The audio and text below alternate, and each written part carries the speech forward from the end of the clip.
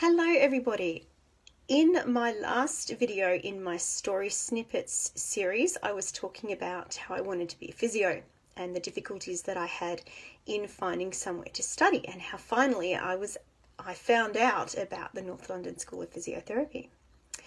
So I started the enrolment process just as I was finishing school, because I had lots of time, because the school year in the UK doesn't start until September, as opposed to the Australian academic year that starts in February. So I enrolled and they accepted my written application. It was unlike really any university application process that I've been through since, or any other enrolment process really. It was quite unusual. I had to fill in forms, as you do for normal university enrolment. Then I had to write a story about why I wanted to be a physio. Which was fine. Then I had to do a whole host of physical tests. I had to go to one of the physio schools in Sydney. I had to do jumping jacks. I had to walk on a balance beam. I had to put 4 stools in a square 4 feet apart, or something similar, and the idea that I couldn't reach between the 2 stools to, see how far they were apart. I had to put 4 stools in a square, which was measured, and the measurements were all written down, which is incredibly hard if you can't see where you're putting. Well, I don't know. I found it really, really hard anyway. I challenge anyone who's decided to put 4 stools in a square exactly 4 feet apart without touching there's more than 1 stool at a time. Then I had to walk along beside a wall, I think it was something like 8 inches from the wall, without touching the wall. I found out later that the whole idea of all this stuff was to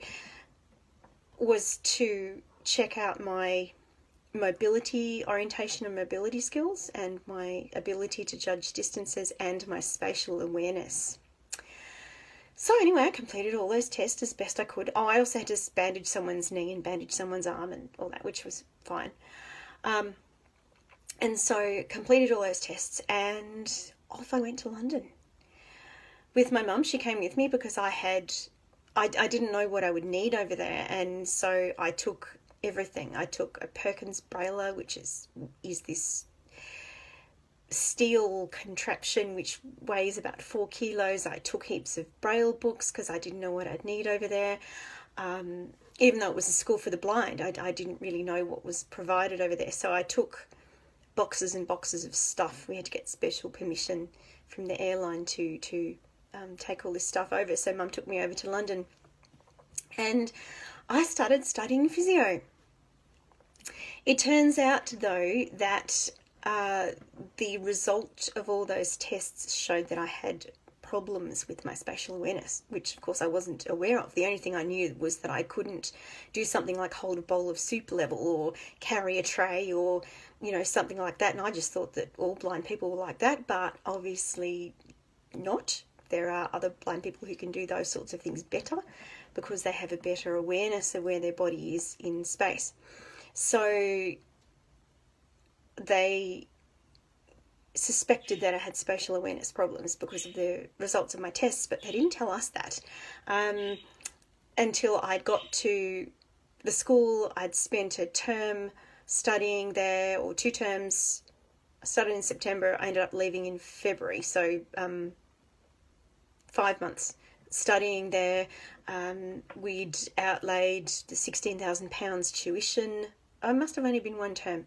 £16,000 tuition, all that sort of stuff. Anyway, to cut a long story short, I was told that I should come back to Australia and do something more academic, because my skills and my experiences over there, they had observed me and they had confirmed that yes, in fact, I did have spatial awareness problems, so I should come back and do something more academic.